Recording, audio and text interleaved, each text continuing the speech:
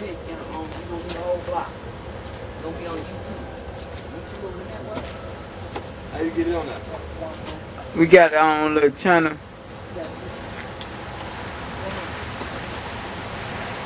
Good night, Joe. See, that's why you gotta get that generator so that we can. $99, baby. You can't beat that price. All right, so we gonna go with the light as the backdrop. Fly. I just want to fly it. When you come back out, we gonna hit it. Yeah, this looks best right here. Depending on the angle that we have.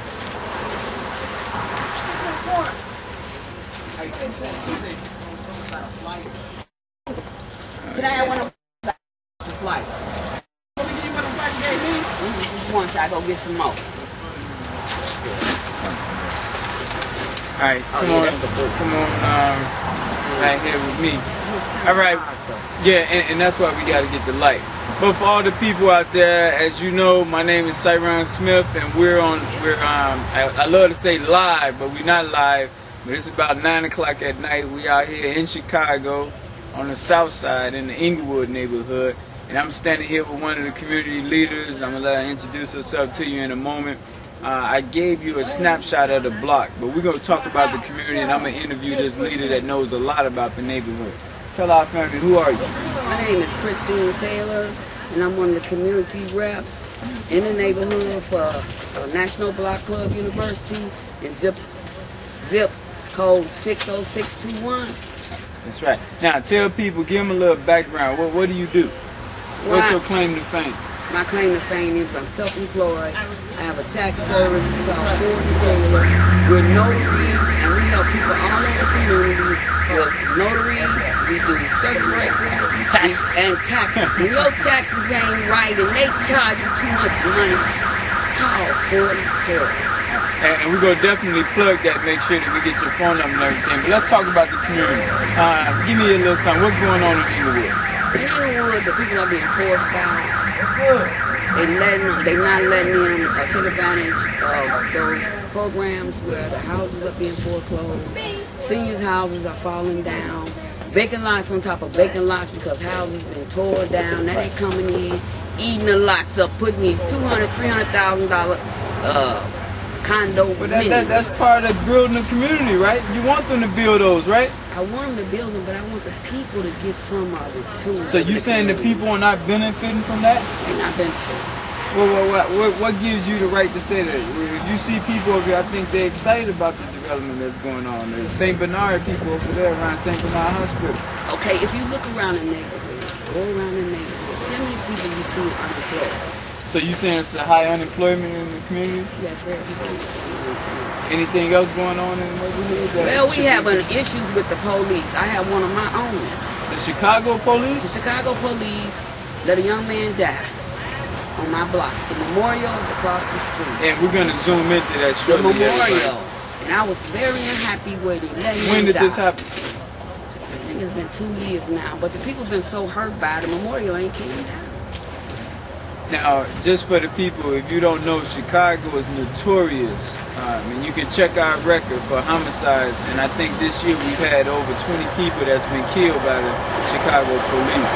Now, anytime someone is killed at the hands of the people who's supposed to serve and protect them, that breeds a lot of envy and hatred amongst the residents and the police department. Is there anything that could be done to help alleviate that? Yeah, I want to say this.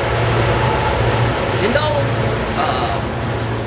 Caucasian communities, you will not find a black officer going to solve domestic dispute.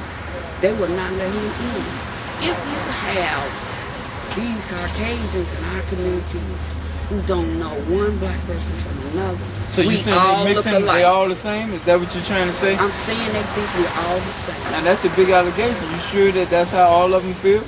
It's an allegation because I watched them let a young man die. They wouldn't let the ambulance in, they take the street off. The fire department becomes the one-way street. It came down Marquette. They put the yellow tape, said they couldn't come in, and left him laying on the ground. And one officer say, I heard he got what he deserved.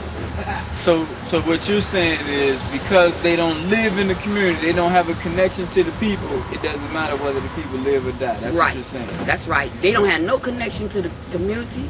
Well, they don't care. What about your leaders? Let's look at the leaders in the community. What about where's the alderman? Where's the religious leaders? We got over 78 churches in the zip code. Let me say this. You know, the United States government now performing task force in the churches in our community. If your paperwork is not right, you're going to be shut down. Now I gotta challenge you on that. What do you mean? You mean the post office? That's part of the government. Who in the government? The United States Revenue Department, state as well as federal, says all churches' paperwork must be right. It is on the radio that certain big preachers, brazen all these preachers, helping these people, helping people get their paperwork right, or you will be shut down. You will be charged. But is that a bad thing? Because when I look around the community, we got a lot of churches, but we got a lot of brothers unemployed. So why not? I mean, what's the benefit of having these churches in the community open if it's not helping these young people? See, this is what National Block Club comes in. And what National Block Club University comes in. That in every neighborhood, each block, houses are worth money. That's right. The people in the houses even worth something because numbers make up the money. So why we can't see a collective coming together to really take that power back? Why haven't we seen that? Because the churches, the government have turned the head of our people. At one point, you should see business in every major street, but they changed that. They put the drugs, alcohol in the community. Well, you know the argument, just because they put it here, do you have to use it? But the issue was then they gave it to you free. They used every source. The media came along and said, Superfly. Now, Robeson is right here. We go zoom around there and show Robeson. This is Banneker, the school over here. What's going on with the education system? Well, I don't have any small children, but I noticed one thing.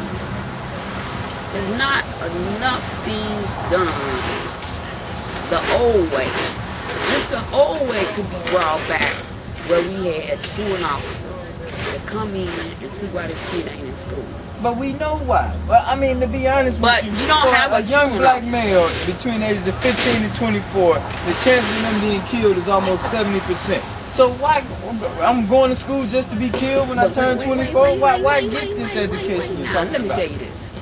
Education is the key. If I cannot I read, hear that. Tell me. If I can't read. And y'all, this is a real debate here. Education is the key.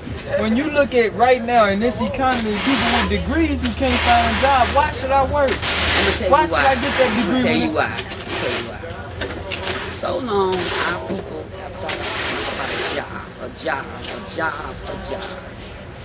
Each and every one of us is gifted with something. That's right. Everybody got talent. The community don't need jobs. We can make our own jobs. But that haven't happened. That haven't happened. Look in the community.